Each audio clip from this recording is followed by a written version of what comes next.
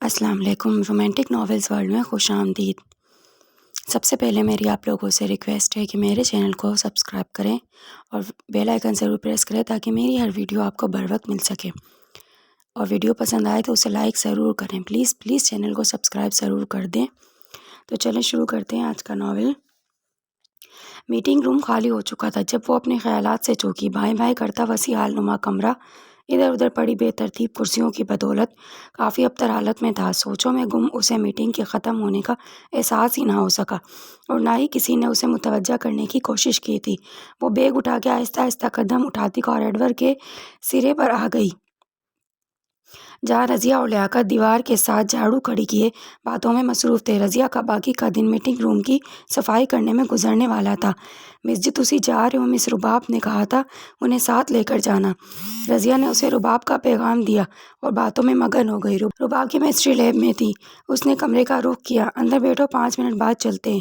اور وہ پھر مصروف ہو چکی تھی۔ گھنے درختوں سے گھری اس سڑک سے گزرنا اسے ہمیشہ اچھا لگتا تھا۔ چمکتی دھوپ میں وسیع اور اس لان خالی تھا۔ اکا دکا لڑکیاں گیٹ پر کھڑی تھیں۔ گیٹ کراس کر کے وہ سڑک پر نکل آئیں۔ گھر میں اداسی، خاموشی اور ٹھنڈک نے ان کا استقبال کیا تھا، اسی لیے کالج میں وقت گزارنا اسے پسند تھا، کیونکہ گھر آتے ہی ایک بے نام اداسی اسے گھیر لیتی تھی۔ اگرچہ کالج سے نکلتی لڑکیوں کو دیکھنا بھی کچھ ایسا آسان نہ تھا، مگر گھر کو جاتی لڑکیوں کو دیکھ کر اسے گھر، سکون، ماں اور بہت کچھ یاد آ جاتا۔ حال ہی میں اس کی پوسٹنگ بطور لیکچرر فیصل آباد ہوئی تھی۔ اس کی سوچوں کے برعکس کالج کافی بڑا اور صاف ستھرا تھا۔ کالج کی واحد خامی ہاسٹل کا نہ ہونا تھا، جس کی بدولت دوسرے شہروں سے آئی لیکچررز کو کالج سے کچھ دور ایک گھر لے کر رہنا پڑ رہا تھا۔ گھر میں کل 3 کمرے، کچن، باتھ روم اور صحن تھا۔ ایک کمرہ وہ رباب فریدہ شیئر کر رہی تھیں۔ رباب کا تعلق بہاولپور کی زمیندار فیملی سے تھا۔ پڑھاتی تو وہ کیمسٹری تھی، مگر ادب سے گہرا لگاؤ رکھنے کی بنا پہ اس کی باتوں سے ادب سے وابستگی ظاہر ہوتی۔ فریدہ لاہور سے تعلق رکھتی تھی۔ بہت حد تک موڈی تھی۔ دل چاہتا تو بہت سی باتیں کرتی، ورنہ بالکل چپ رہتی۔ چونکہ شادی شدہ تھی اور میاں کی جاب لاہور میں تھی، اس لیے گھر کچھ زیادہ ہی یاد آتا۔ دوسرا کمرہ فرزین اور حمیرہ کے استعمال میں تھا۔ فرزین لاہور کی اور حمیرہ ملتان کی تھی۔ فرزین کو بہت بولنے اور تنقید کی عادت تھی۔ حمیرہ عام طور پر خاموش رہتی۔ اس کا زیادہ رجحان پڑھنے کی طرف ہوتا۔ اپنے اسٹوڈنٹس کے لیے بہت حساس تھی، اس لیے نوٹس لکھنے میں مگن رہتی، جنہیں فریدہ نے تعویذوں کے نام سے موسوم کیا تھا، کیونکہ وہ بہت چھوٹا لکھتی تھی۔ تیسرا کمرہ رافعہ کے پاس تھا، جو کافی سینئر تھی۔ کبھی کبھار ہی یہاں رہتی، زیادہ وقت وہ اپنے دوست کے گھر گزارتی، جو کالج کے قریب رہتی تھی۔ فرزین اور حمیرہ کے کمرے کا ایک دروازہ آنٹی طاہرہ کے کمرے میں کھلتا تھا۔ ان کا گھر تو بالکل علیحدہ تھا، مگر دروازے کی بدولت دونوں گھروں کا تعلق آنٹی طاہرہ بالکل اکیلی ہوتی تھی۔ ان کا ایک ہی بیٹا جو کسی دوسرے شہر میں جاب کرتا تھا، اس لیے درمیانی دروازہ ہر وقت کھلا رہتا۔ اس گھر کو انہوں نے ہاسٹل کا نام دے دیا تھا۔ یہاں سامان نہ ہونے کے برابر تھا۔ منجیوں سے مزین بڑے بڑے کمرے، سیلن زدہ دیوار، اکھڑے فرش اور کھڑ کھڑ چلتی موٹر اس ہاسٹل کی کل کائنات تھی۔ اس کالونی کی ساری گرمیوں کا مرکز شاید ان کا دروازہ ہی تھا۔ صبح ہی صبح اسکول وین کے ہارن بجنا شروع ہو جاتے۔ دروازے کے ساتھ موٹر سائیکل ورکشاپ، موٹر سائیکلوں کی پٹ پٹ آوازیں الارم کا کام خوب بخوبی سر انجام دیتی۔ بالکل سامنے ایک میوزک سینٹر تھا، جو صبح نعت سے آغاز کرنے کے بعد سانو ایک پل چین نہ آئے کی تفسیر بنا سارا دن سڑک اور ان کے ہاسٹل کے در و دیوار کو ہلانے میں مصروف نظر آتا۔ میوزک سینٹر کے بائیں طرف پراپرٹی ڈیلر، جو صبح سویرے جھاڑو پوچھا کرنے کے بعد بابو بنا سارا دن کرسی توڑا کرتا۔ ان جیسی نازک طبع استانیوں کے لیے یہ جگہ کچھ خاص مناسب تو نہ تھی۔ استانیہ ان کے دودھ والے کا دیا ہوا خاص نام تھا، جو ماہانہ بل کے پیچھے جعلی حروف میں لکھا ہوا ہوتا تھا۔ دوسرے لوگ بھی انہیں اسی نام سے جانتے اور یاد کرتے تھے۔ ہاں، سیکیورٹی کے پوائنٹ آف ویو سے یہ گھر گھروں میں گھرا ہونے کی بدولت اچھا تھا۔ ہر چیز قریب ہی دستیاب ہو جاتی۔ وقت بے وقت کسی چیز کی ضرورت پڑنے پر ورک شاپ کے چھوٹے ان کے لیے دوڑ دوڑ کر کام کرتے۔ شام کی آنکھ کھلی تو ہر طرف اندھیرا گھیرا ہو چکا تھا۔ روزمرہ کے کام نپٹانے کے بعد وہ اپنی کتابیں اٹھا کر آنٹی کی طرف آ گئی۔ آنٹی کے کمرے میں ٹی وی دیکھنا ان کی شام اور رات 9 بجے تک کی تفریح تھی۔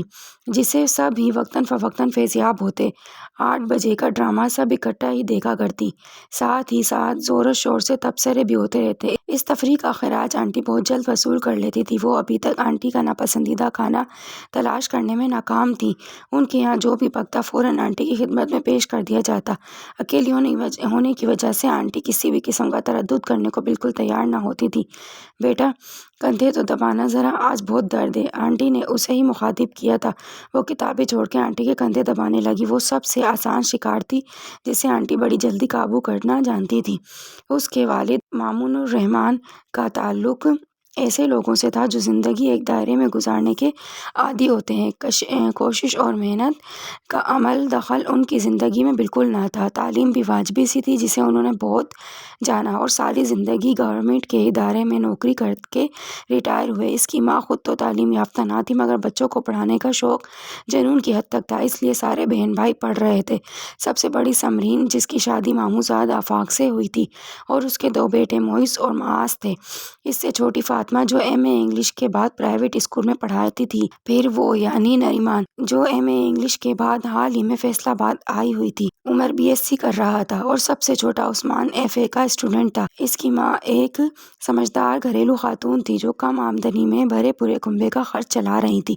ماضی میں ان کی جھڑپ کئی بار رحمان صاحب سے ہو چکی تھی۔ بیٹے ابھی کمانے کے لائق نہ تھے اور بیٹیوں کا بوجھ سر پر دھرا تھا۔ روحنا پارٹی دے رہی ہے، سوٹ سلوا لو۔ اسٹاف روم میں قدم رکھتے ہی ناصرہ کی چہکتی آواز سنائی دی۔ ناصرہ حسب معمول ارد گرد جمگھٹا لگائے چائے پینے میں مشغول تھی۔ ٹی گروپ کی آوازیں اسٹاف روم سے بھی باہر بھی سنی جا سکتی تھی۔ آج لیٹ آئی ہو، کلاس نہیں لینی تھی؟ منیزہ ابھی کلاس لے کر آئی تھی؟ پوچھ بیٹی۔ ہاں آج کلاس نہیں تھی، مختصراً جواب دے کر کرسی پر آ بیٹھی۔ اس کی کلاس 8:30 بجے شروع ہوتی تھی، اس لیے اس طرح کی نوابانہ ٹھاٹھ دکھانے کا موقع کبھی کبھار ہی میسر آتا تھا۔ گھر بات ہوئی تھی؟ سب ٹھیک ہے نا؟ ہاں اللہ کا شکر ہے۔ امی تم لوگوں کے بارے میں پوچھ رہی تھی، اس ہفتے گھر جانے کا ارادہ ہے یا نہیں؟ شاید چلی جاؤں۔ لاہور قریب تو نہ تھا مگر پھر بھی ہر ہفتے گھر جانا اسے پرسکون کر دیتا۔ ایک تو میں تمہاری اس ہوں سے بہت تنگ ہوں۔ منیزہ شاید اس سے کچھ پوچھ رہی تھی جس کا جواب اس نے بے دھیانی میں ہوں دیا تھا۔ اس کا تب جانا لازمی امر تھا۔ اپنے فلسفیانہ و نادر خیالات سے باہر نکل کر کبھی بیچارے نہ ماننے لوگوں کو بھی سن لیا کرو۔ فلسفی صاحبہ، آئندہ آپ کا نام ہی سنہری اوراق کی زینت بننے والا ہے، ہمیں معلوم ہے۔ منیرہ کی لفاظی پر اس کے ہونٹوں کی تراش میں بڑی خوبصورت مسکراہٹ چمکی۔ اچھا تو بتاؤ وہ لوگ دوبارہ آئے یا نہیں؟ آج کل منیرہ کے رشتے کی بات چل رہی تھی اور منیرہ حسب سابق نا امید ہی تھی۔ ہاں آئے تھے مگر ابو کو کچھ زیادہ پسند نہیں آئے۔ کیوں؟ کہتے ہیں خاندان کو چھوڑ کر باہر رشتہ کر دوں، مجھے عقل مند کون کہے گا؟ منیرہ کی پھپھو منیرہ اور سفیرہ کا رشتہ لینا چاہتی تھی۔ سفیرہ منیرہ سے چھوٹی اور ڈاکٹر تھی۔ ڈاکٹر کا رشتہ نکمے بیٹے کے لیے اور منیرہ کے لیے کیپٹن کا رشتہ تھا، مگر ایک بیٹی کی قربانی دے کر دوسری کے لیے اچھا بر تلاشنا کہاں کی عقل مندی تھی۔ منہ سے تو کچھ نہیں کہتے مگر چاہتے یہی ہیں کہ امی باخود سفیرہ ہاں کر دیں، مگر امی نے سفیرہ کو سختی سے منع کر رکھا ہے، اور پھر یہ کہاں کا انصاف ہے کہ بہن کی زندگی تباہ کر کے میں صحت سجا لوں۔ منیرہ کو دل کے پھپھولے پھوڑنے کا موقع ملا تھا، وہ بھی خاموشی سے سنتی رہی۔ منیرہ کی نا امید آواز پر مایوسی غالب تھی۔ اسے جاب کرتے 3 سال ہونے والے تھے اور اس کے ابا کا رویہ ایسا ہی خیر سنجیدہ تھا۔ بہن کی محبت کی ایسی پٹی آنکھوں پر بندھی تھی کہ ان کا خود غرضانہ رویہ نظر ہی نہ آتا۔ امی سے بات کیوں نہیں کرتی؟ نریمان کے کہنے پر اس نے جلتی آنکھوں سے اسے دیکھا۔ لہجہ خود بخود تلخ ہو گیا۔ کیا بات کروں ان سے؟ ان کی کون سنتا ہے؟ منیرہ اسی شہر کی رہنے والی تھی، اس کے حالات بھی تقریباً نریمان جیسے تھے، اسی لیے دونوں جلدی قریب آ گئی تھیں۔ مس جی آپ کو میڈم بلا رہی ہیں۔ فرحت پیغام دے کے جا چکی تھی، وہ بھی بات سننے چل دی۔ آنٹی کی بنتی بھی سب سے زیادہ فرزین کے ساتھ تھی اور فرزین کے چھیڑنے پر آنٹی ناراض بھی بہت جلدی ہو جایا کرتی تھی۔ آج فرزین نے فروٹ ریفل بنایا تھا اور سب کے منع کرنے کے باوجود اسے نریمان لوگوں کے کمرے میں فریدہ کی چارپائی کے نیچے چھپا دیا۔ جب آنٹی سو جائیں گی تب کھائیں گے۔ آنکھیں گھما کے اس نے کچھ اس انداز سے کہا کہ سب کو ہنسی آ گئی۔ مگر اگر آنٹی کو پتہ چل گیا تو ذمہ داری آپ کی ہوگی، میری کیوں؟ سب کی ہوگی۔ کیوں؟ حمیرہ ٹھیک کہہ رہی ہوں نا میں؟ فرزین نے سوالیہ انداز سے حمیرہ کی جانب دیکھا جو بالکل بھی شرارت کے موڈ میں نہ تھی۔ نہیں، ہم کوئی ذمہ داری نہیں لے رہے، اگر کچھ ہوا تو تم ہی سننا، تم نے چھپایا ہے۔ بھائی ہم سے تو آنٹی کی ناراضگی صحیح نہیں جاتی۔ ٹانگ پہ ٹانگ چڑھائے کتاب پڑھنے میں مگن رباب بولی تھی۔ آنٹی کی سواری بات بہاری اسی طرف آ رہی ہے۔ فریدہ نے اطلاع فراہم کی کیونکہ اس کی چارپائی دروازے کے بالکل سامنے تھی۔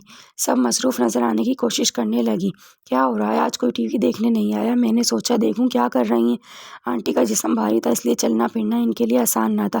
کچھ بھی نہیں آنٹی، باتیں کرتے کرتے وقت کا احساس ہی نہیں ہوا۔ فریدہ نے بات بنائی۔ آپ کی طبیعت کیسی ہے؟ کیا کرتی رہیں سارا دن؟ طبیعت ٹھیک ہے، زیرک آنٹی کا بیٹا کے ماموں آئے تھے، وہی ٹال مٹول کاروبار میں رقم لگائی ہے، یکدم کاروبار سے نکالی نہیں جا سکتی، اس کے پاس 100 بہانے ہیں جانے مجھے ٹالنے کے۔ لگتا ہے بیٹی کی خوشیاں دیکھے بغیر ہی رخصت ہو جاؤں گی۔ آنٹی کا حساس ہونا سب کو ہی پریشان کر گیا تھا۔ آنٹی کے شوہر عرصہ ہوا انتقال کر چکے تھے۔ آنٹی کی خوددار طبیعت نے بھائیوں پر بوجھ بننا گوارا نہ کیا، کیونکہ بھابیاں نندیں بھی تھیں۔ شوہر کی ملازمت سے ملنے والی رقم بھائی کو کاروبار میں لگانے کو دی، اب ضرورت پڑنے پر مطالبہ کر بیٹھی تھی، جو عرصہ 2 سال سے بھائی کی ٹال مٹول جاری تھی۔ آپ پریشان نہ ہوں، اللہ بہتر کرے گا۔ میرے بعد زیرک خان کا کیا ہوگا؟ آج کل کوئی کسی کا نہیں بنتا۔ بھائی تو میرے جیتے جی رقم دینے پر راضی نہیں۔ میرے مرنے کے بعد خاموشی، ایک طویل وقفہ تھا جو سب کے درمیان رنگ آیا تھا۔ اس خاموشی کو فرزین کی آواز نہیں توڑا۔ آنٹی آپ ٹی وی لگائیں، ہم سب آ رہے ہیں۔ آج ہم نے بڑی اچھی سویٹ ڈش بنائی ہے، دیکھتے ہیں کیسی بنی ہے۔ فرزین کا غصہ، شرارت بس اتنی ہی دیر کا ہوتا تھا۔ سب نے ایک دوسرے کی طرف دیکھا اور کتابیں اٹھا کر آنٹی کے پیچھے چل دی۔ بھا معین الدین نے اشاروں کنائیوں میں فاطمہ کے لیے سوال کیا ہے۔ پھر یہی تو پوچھ رہا ہوں، کیا جواب دوں؟ مامون الرحمن بھی کون سا تحمل سے بات کہنے کے عادی تھے۔ ثریا بیگم کو بات سن کر غصہ تو بہت آیا، مگر ضبط کر گئی۔ سوال کرنے سے پہلے سوچ تو لیتے، بیٹے ان کے ان پڑھ، اور گاؤں میں کیسی شہرت ہے ان کی، آپ سے بہتر کون جانتا ہے۔ ہر پریشانی آپ ہی تو حل کرتے ہیں نہ جا کر۔ بغیر لگی لپٹی کے ان پر واضح کرتے ان کا لہجہ طنزیہ ہو گیا۔ ہر بار کی طرح اس بار بھی گاؤں سے واپسی پر انہیں بھا معین اور ان کی اولاد کا اور ان کی محبت کا بخار چڑھا تھا۔ بھا معین کی خواہش اگر اتنی ہی شدید تھی تو کیوں نہ بیٹوں پر سختی کی؟ ان کی تربیت ہی اچھی کی ہوتی تو یہ دن تو نہ دیکھنے پڑتے۔ سارے جہان کے نکمے آوارہ کوئی بھی اپنی بیٹی دینے پر تیار نہیں۔ ان سے کچھ بھی چھپا ہوا نہ تھا۔ تو میں کون سا ہاں کر آیا ہوں؟ پوچھ ہی تو رہا ہوں تم سے، اور تم آگے سے 10 سوال جواب کرنے بیٹھ جاتی ہو۔ کبھی جو اس عورت نے میری سنی ہو؟ ہمیشہ اپنی کرتی ہے۔ زندگی تباہ ہو گئی ہے میری۔ پہلے اپنی مرضی کرتی ہو، اب بھی کر لینا، مجھ سے کچھ نہ پوچھنا۔ اب ہاں شامل ضرور ہو جاؤں گا باپ کی طرح۔ انہیں غصہ پتہ نہیں کس بات کا تھا۔ ذہنی رو بہک کر کہاں سے کہاں جا پہنچی تھی۔ ثریا بیگم کا بولنا انہیں اور تاؤ دلا گیا تھا۔ ایسی جھڑپیں ان کے لیے کوئی نئی بات نہ تھی۔ مامون الرحمن کی مرضی کے خلاف کچھ ہوتا تو آسمان سر پر اٹھا لیتے، اپنے رشتہ داروں کے آنے پر اور بھی شیر ہو جاتے۔ بعد بچوں اور بیوی کی بے عزتی ان کے لیے عام سی بات تھی۔ ریٹائر ہونے پر لڑائیوں میں اضافہ ہی ہوا تھا۔ ماں باپ کی لڑائیوں نے بچوں کو وقت سے پہلے باشعور کر دیا تھا۔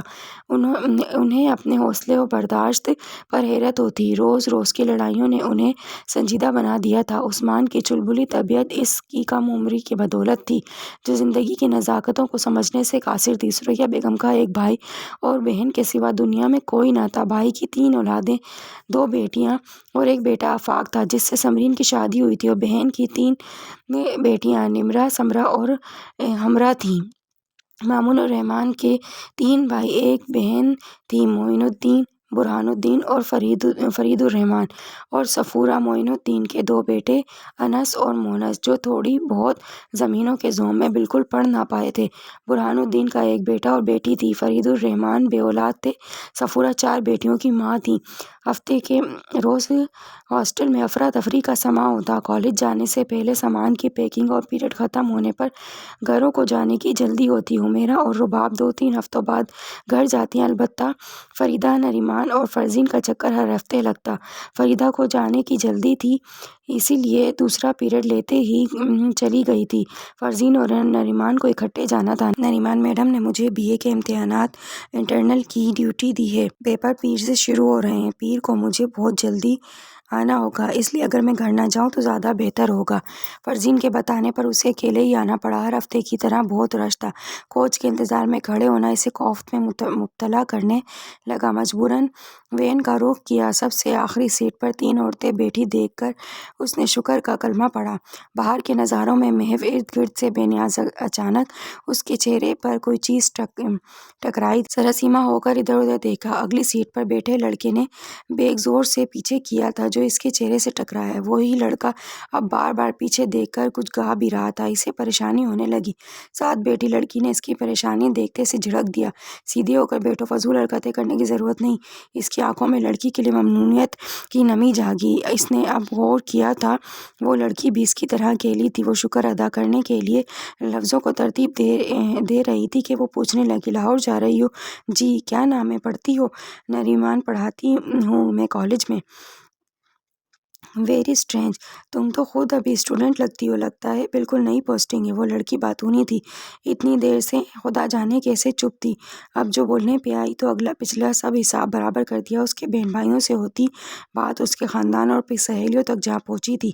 اسے بھی پوچھنا پڑا، آپ کیا کرتی؟ میں اسکول میں پڑھاتی ہوں۔ میکا میرا شکارپور فیصل آباد میں ہے اور سسرال لاہور میں۔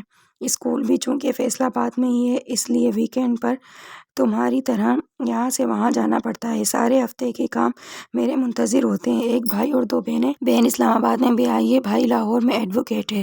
امی شاہپور چھوڑنے کو تیار نہیں، ایک ہی سانس میں ساری معلومات فراہم کر دی تھی اس باتونی لڑکی نے۔ اس کی بدولت سفر اچھا کٹ گیا تھا۔ گھر پہنچ کے ہر بار کی طرح خاموشی نے استقبال کیا۔ امی آپ کچھ کمزور لگ رہی ہیں۔ نہیں ٹھیک ہوں، بلڈ پریشر کچھ زیادہ رہنے لگا ہے۔ سمرین باجی اور بچے ٹھیک ہے؟ ہاں ٹھیک ہے، آج یا کل چکر لگائیں گے۔ آج میں نے تمہارے لیے بریانی پکائی ہے، وہاں کچھ کھاتی ہو یا نہیں؟ مجھے تو ہر وقت فکر لگی رہتی ہے۔ دیکھو اتنی سی شکل نکل آئی ہے، ہاتھ میں چیز دو تو کھاؤ گی ورنہ پڑی سڑتی رہے۔ وہاں بھی ایسا ہی کرتی ہوگی۔ امی کو اس کے کھانے پینے کے معاملے میں ہمیشہ شکایت ہی رہتی۔ وہ کھانے پینے کے معاملے میں ایسی ہی تھی۔ آپ ہی دیکھیں، ہماری ٹیم کو ٹرافی ملی ہے اور ٹیم کا کیپٹن آپ کے سامنے ہے۔ اس نے اکڑتے ہوئے کالر کھڑے کیے۔ عثمان کی خوشی دیدنی تھی۔ اس خوشی میں ایک پارٹی ہونی چاہیے۔ عثمان کا ہنستا مسکراتا چہرہ شرارت لیے ہوئے تھا۔ ہاں ہاں ضرور ہونی چاہیے۔ فاطمہ اور عمر نے بھی تائید کی۔ عثمان کہاں پارٹی دے رہے ہو؟ یہ عمر تھا جو عثمان کو گھیرنے کی کوشش میں تھا۔ پارٹی تو آپ لوگ دے رہے ہیں اپنے ہینڈسم اور اسمارٹ کیپٹن کو، جس نے چالاکی اور ذہانت کا مظاہرہ کرتے ہوئے دوسری ٹیم کو ناکو چنے چبوائے ہیں۔ واہ جی واہ، ہم کوئی پارٹی نہیں دے رہے اپنے منہ میاں مٹھو بننا تو کوئی آپ سے سیکھے۔ عمر بھی اسے ضد کرنے کے پورے ہتھیاروں سے لیس تھا۔ پارٹی میری طرف سے ہوگی۔ فاطمہ نے عثمان کی مشکل حل کی تھی۔ یا ہو، عثمان نے نعرہ لگایا اور چارپائی پر دھپ سے امی کے پاس گر گیا۔ اتوار کی رات اسے اداس کر رہی تھی۔ 2 دن گزرنے کا پتہ ہی نہ چلا۔ صبح اسے روانہ ہونا تھا۔ نیم تاریک ٹیرس پر پڑی اکلوتی کرسی پر بیٹھی وہ اندھیرے پر نظریں جمائے بیٹھی تھی جب امی اس کے پاس آ کھڑی ہوئی۔ تم یہاں بیٹھی ہو؟ میں کمرے میں تمہارا انتظار کر رہی تھی۔ ان کے ساتھ چلتی وہ کمرے تک آئی۔ آفاق نے فاطمہ کے لیے پروپوزل بتایا ہے، لڑکا اس کے ساتھ ہی ہوتا ہے، MA اکنامکس کیا ہے، 2 بہنیں اور 2 بھائی ہیں، اچھی فیملی ہے، تمہارے ابو کو بھی پسند آئے ہیں۔ اسے حیرت کا جھٹکا لگا تھا۔ ہاں وہ لوگ رسم کرنا چاہتے ہیں اور جلدی شادی کے لیے کہہ رہے ہیں۔ اگر لوگ اچھے ہیں اور آپ کو بھی پسند ہے تو دیر کرنے کی ضرورت بھی کیا ہے؟ بہت دنوں بعد خوشی کی خبر سنی تھی۔ وہ بہت خوش تھی۔ سمرین کی شادی کے بعد 8-9 سال کا عرصہ انہوں نے پریشانیوں میں گزارا تھا۔ ابا کو کوئی رشتہ پسند ہی نہ آتا تھا، اپنے خاندان سے باہر نکلنا انہیں پسند نہیں تھا اور پھر تایا کی محبت انہیں فیصلہ کرنے سے روکتی تھی۔ امی ابو راضی کیسے ہو گئے؟ آفاق نے بات کی تھی، بڑا سمجھدار لڑکا ہے، کہہ رہا تھا ایسے اچھے رشتے بار بار نہیں آتے، پہلے ہی دیر ہو چکی ہے، اگر خاندان میں کوئی ہوتا تو باہر نکلنے کی ضرورت کیا تھی، اچھے لوگوں کو آزمانے میں حرج بھی کیا ہے۔ اس کی وہ ساری رات خوشائند تصورات کے ساتھ گزری۔ نریمان مجھے دال میں کچھ کالا نظر آ رہا ہے کیا؟ وہ بالکل بھی نہ سمجھی، اس لیے نہ سمجھی کی کیفیت میں اظہار کر ڈالا، اس ہفتے کے چکر نے تمہاری طبیعت پر بڑا خوشگوار اثر ڈالا ہے، تمہارے شنگرفی ہونٹوں کی مسکراہٹ، گالوں کی سرخی، غلافی آنکھوں میں سوچ کا ہلکورے لیتا عکس کچھ اور ہی کہانی سنا رہے ہیں۔ اب پھوٹ چکو ورنہ فریدہ اور فرزین کو اشارہ کرنا ہی کافی ہوگا۔ اس کی مسکراہٹ نے رباب کو شوق کیا۔ دیکھو میں کہہ رہی ہوں جلدی بتا دو ورنہ رباب اپنی دھمکی کو عملی جامہ پہنانے پہ مصر تھی۔ اسے بتاتے ہی بنی، ورنہ وہ دروازے میں کھڑی فرزین کو آواز دینے کے لیے پر تول رہی تھی۔ فاطمہ آپی کی بات پکی ہو گئی ہے، دھت تیرے کی، کھودا پہاڑ نکلا چوہا۔ ویسے خبر یہ بھی کم نہیں، تمہاری خوشی کی وجہ بھی سمجھ آ رہی ہے، اب نمبر تمہارا ہی ہے نا۔ اس کی معنی خیز ہنسی اسے بہت بھلی لگی تھی۔ بس بندے کو مایوس نہیں ہونا چاہیے، اللہ کے ہر کام میں مصلحت ہوتی ہے، ضرورت صرف صبر اور شکر کی ہے، جسے نظر انداز کر کے ہم تفکرات میں گھرے رہتے ہیں۔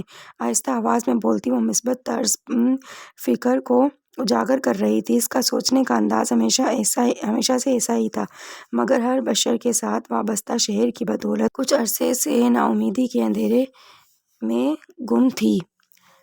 آج دروازہ کس خوشی میں بند ہے، خلاف توقع آنٹی اور فرزین لوگوں کے کمرے کا درمیانہ دروازہ بند دیکھ کے اسے حیرت کے ساتھ پریشانی نے آن گھیرا۔ آنٹی دل کی مریضہ تھیں اور رات چاول انہوں نے کچھ زیادہ کھا لیے تھے۔ زیرک خان آیا ہوا ہے، مختصر جواب دے کر حمیرہ پھر تعویذ لکھنے میں محو ہو گئی تھی۔ اس کا مطلب آنٹی آج حجرے سے باہر نکلنے والی نہیں۔ کپڑے دھوتے دھوتے فرزین کسی کام سے اندر آئی تھی، ہاتھوں پر ابھی بھی صرف لگا ہوا تھا۔ بیٹے کے آنے پر آنٹی کا دروازہ اسی طرح بند ہو جایا کرتا، کیوں نہ نگہت کی طرف چکر لگایا جائے۔ عائشہ بہت یاد آ رہی ہے۔ نگہت ان کی کولیگ اور عائشہ اس کی 5 سالہ بیٹی تھی۔ مجھے تو معاف ہی رکھو، مجھے بہت کام کرنا ہے، فرزین کو ٹکا سا جواب دے کر حمیرہ نے اپنا چشمہ درست کیا اور تعویذ لکھنے لگی۔ سارے کام میرے لیے ہی چھوڑ رکھے ہیں، دیکھ دونوں نکمے پتہ نہیں کہاں آوارہ گردی کر رہے ہیں، اکیلا میں کس طرح بھاگوں۔ ہمیشہ کی طرح ابا کا غصہ عروج پر تھا۔ عمر اور عثمان بھی بھاگ دوڑ کر رہے تھے، مگر بول بول کر انہوں نے سب کے ہاتھ پیر پھلا دیے تھے۔ آفاق بھائی بھی ساتھ تھے۔ شادی والے گھر 100 طرح کے کام تھے، کبھی ادھر سے آواز پڑتی اور کبھی ادھر سے۔ معین الدین بھی شادی میں شریک ہوئے تھے، مگر چہرے پر چھائی گمبھیرتا دیکھ کر احساس ہوتا کہ خوشی کے ساتھ شریک ہونے کے بجائے دنیا دکھاوے کو شریک ہوئے ہیں۔ جو بھی تھا، یہی شکر تھا کہ کوئی بدمزگی نہ ہوئی تھی۔ تیمور بھائی آف وائٹ شیروانی میں اپنے نمایاں قد کے ساتھ جچ رہے تھے۔ ریڈ اورنج کنٹراسٹ میں فاطمہ آپی پر غضب کا روپ آیا تھا۔ آپی تیمور بھائی کے ساتھ بہت خوش تھیں، کئی بار گھر آ چکی تھیں۔ ایک نند شادی شدہ، ایک دیور اور نند غیر شادی شدہ تھے۔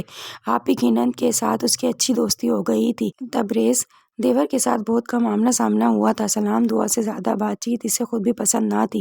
زندگی روٹین کے مطابق روا دوا تھی۔ امی کے وظائف میں شکرانے کے نوافل بھی شامل ہو گئے تھے۔ بیٹی کے فرض سے فراغت نے ان کی بہت سی بیماریوں کو ختم کر دیا تھا۔ اٹھتے بیٹھتے خدا کا شکر ادا کرتے نہ تھکتیں۔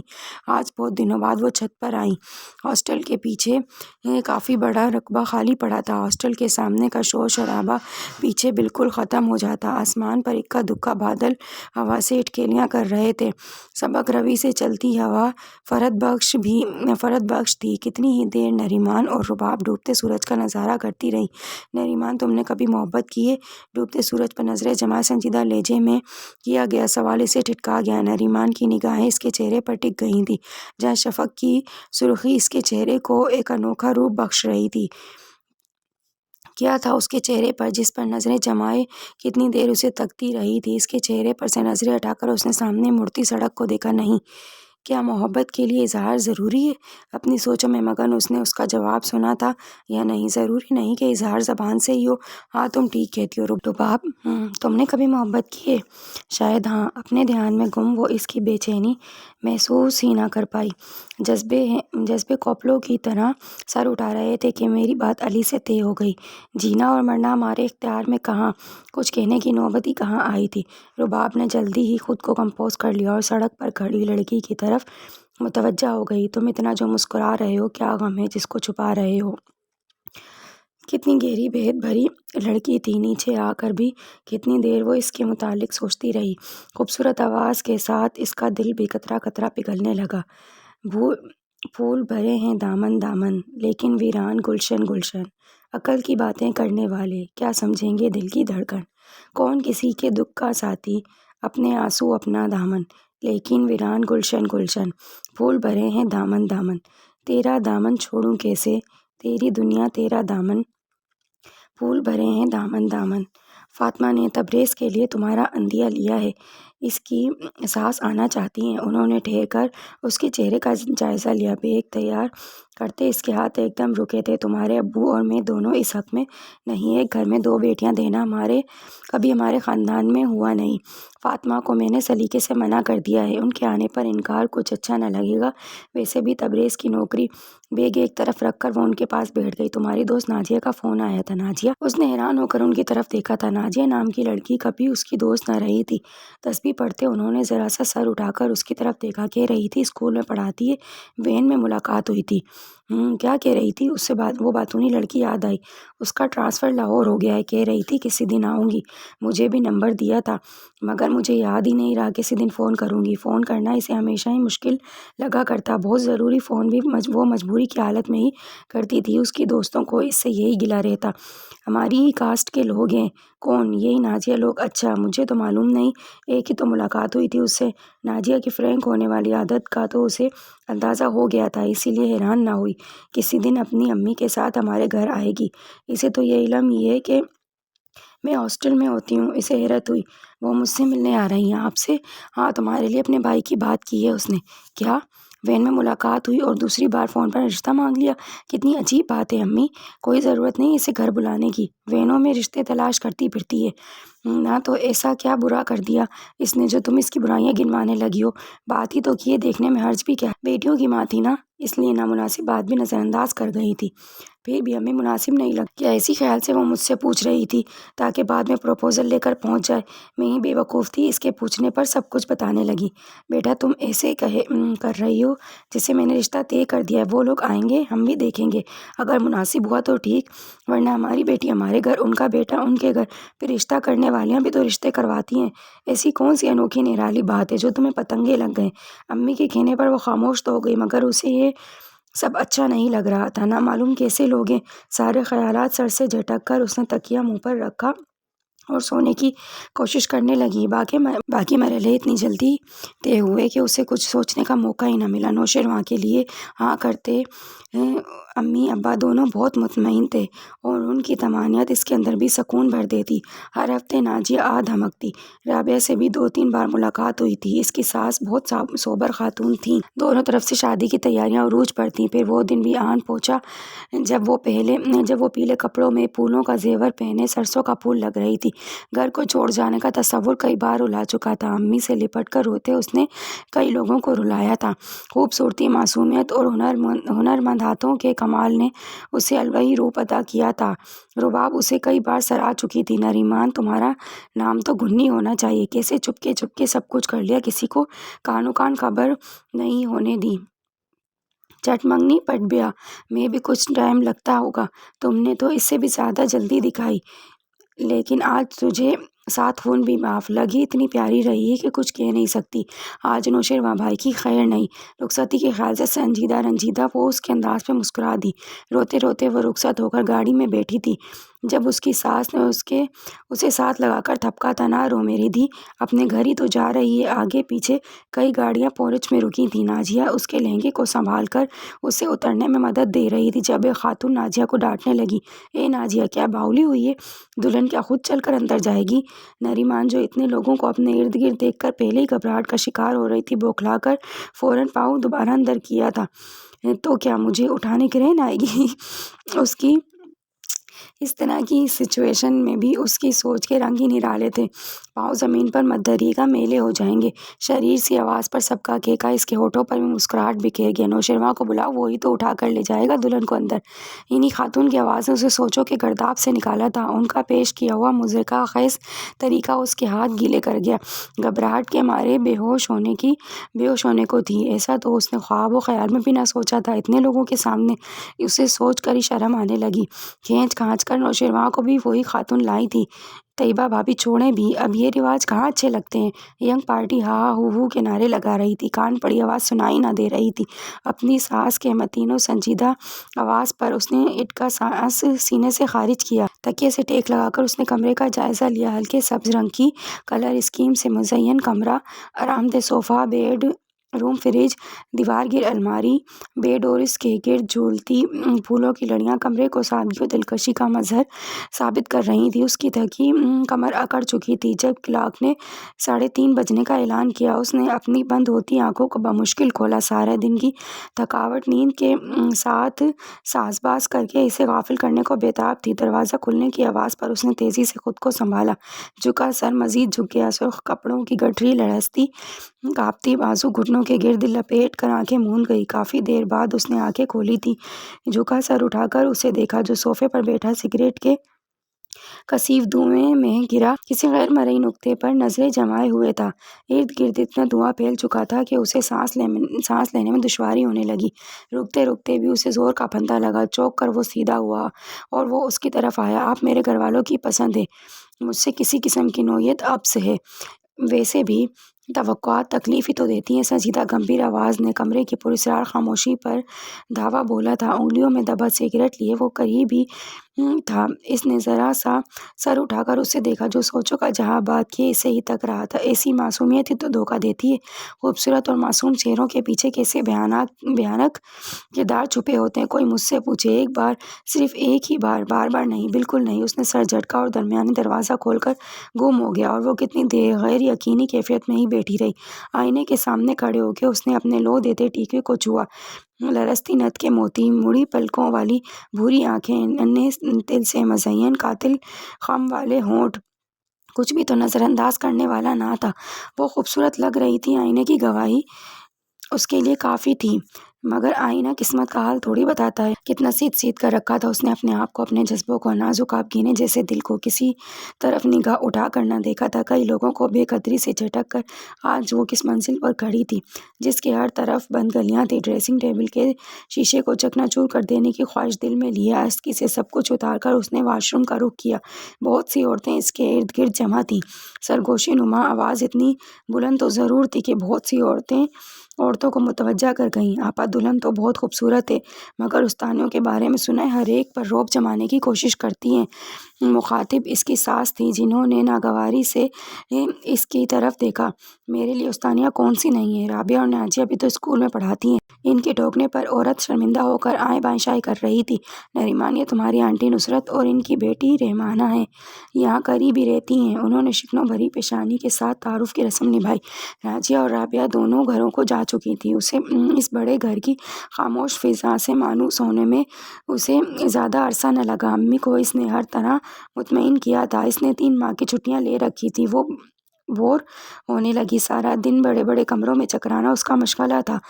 अम्मा के मना करने के बावजूद ज़रूरी केस का कहकर वो लाहौर जा चुका था। इस हफ्ते आए तो सही, कान खींचती हूँ इसके। सब पार्टी के लिए फ़ोन कर रहे हैं। इसके ज़रूरी केस ही ख़त्म होने में नहीं आ रहे।